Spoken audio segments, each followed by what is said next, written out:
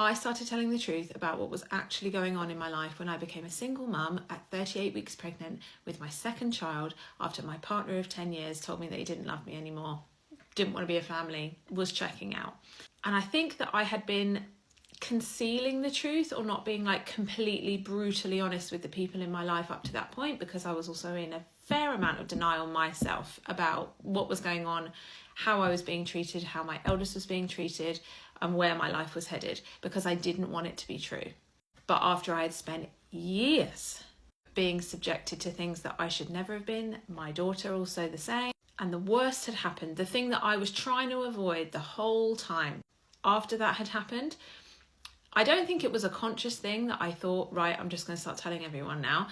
I just felt like I had nothing left. And what would I gain at this point by not telling the truth?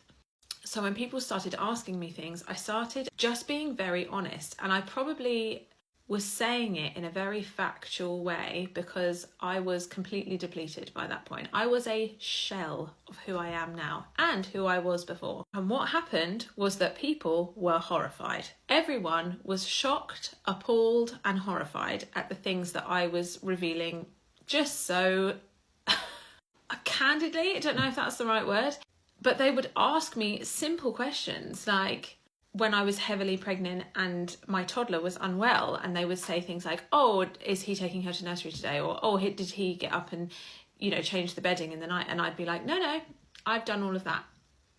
And then people would be like, right, but you're really pregnant. Yeah, no, I'm still doing everything. And I stopped trying to put on this charade, I suppose, of, no, we're just going through a hard time, but everything's going to be fine, because we're all blown up. What am I trying to put out into the world that could stop this massive thing from happening now? Like, it's already happened. So that's when people started to be like, hey, that's not okay. And that's when it started to really sink in. Like, I obviously knew it wasn't okay, otherwise I would have been saying it all along. But it started to really seep into me at how bad it had become. Anything to do with money, people would start asking me like, oh, what's going to happen about this? And I'd be like, oh, well, I pay for that anyway.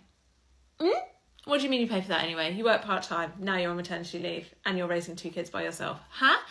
It's sort of, I was burying my head in the sand so deeply because I just didn't want it to be true. But now the life I thought I was going to live for the rest of my life, that's gone now. All that is left after all of the bullshit, all that is left is the truth.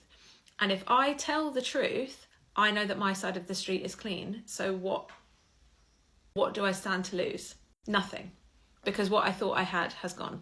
The life I thought I was going to lead, the life that I had participated in building, crumbled, gone.